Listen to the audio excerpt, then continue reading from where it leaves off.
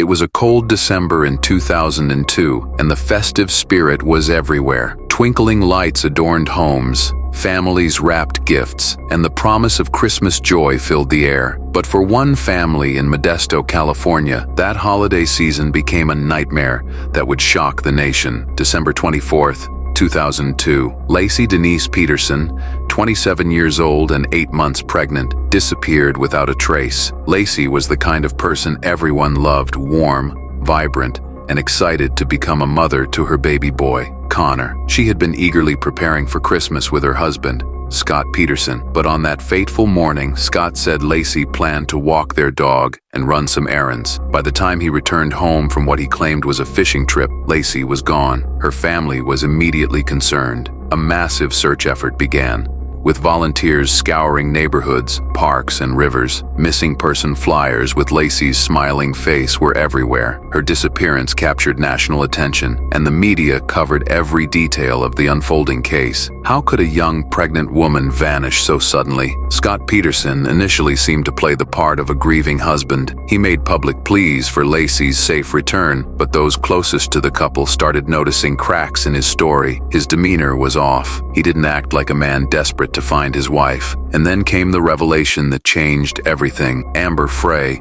a massage therapist, held a press conference and admitted to having an affair with Scott. She revealed that Scott had told her he was a widower weeks before Laci disappeared. Amber, unaware of the ongoing case, cooperated fully with authorities, even recording phone calls with Scott. Her statements painted a chilling picture of a man who seemed unbothered by his wife's absence. Months passed with no sign of Laci or her baby. Then, in April 2003, a couple walking along the San Francisco Bay made a horrifying discovery. The remains of a baby boy had washed ashore. The very next day, Laci's body was found a mile away. Her condition suggested a violent end, and investigators believed her body had been weighed down before being dumped in the water. Scott Peterson was arrested shortly after. At the time of his arrest, he had dyed his hair, carried a large amount of cash, multiple cell phones, and his brother's ID. Authorities believed he was preparing to flee. The arrest solidified public suspicion that Scott wasn't the devastated husband he claimed to be. The trial began in 2004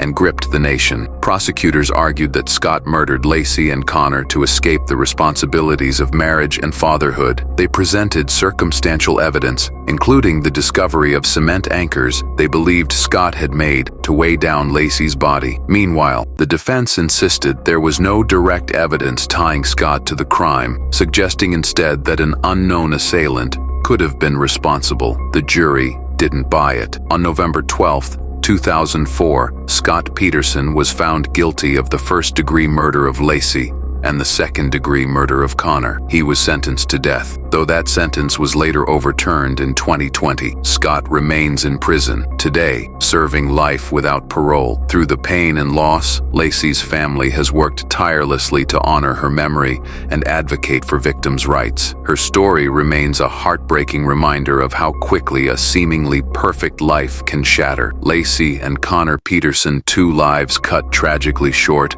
are remembered by those who loved them and by a nation that followed every twist of their story. Though the case is closed, the impact of their loss endures, and their light continues to shine in the hearts of many. As we reflect on this tragic case, let us remember the importance of cherishing those we love, speaking up when something feels wrong, and advocating for justice. Laci and Connor's story is one of heartbreak, but it also serves as a beacon, reminding us to hold on to hope, fight for truth, and never forget the lives behind the headlines. Thanks for joining us on this journey through one of the most polarizing cases in American history. If you enjoyed this story, don't forget to like, share, and subscribe to stay updated on more true crime cases.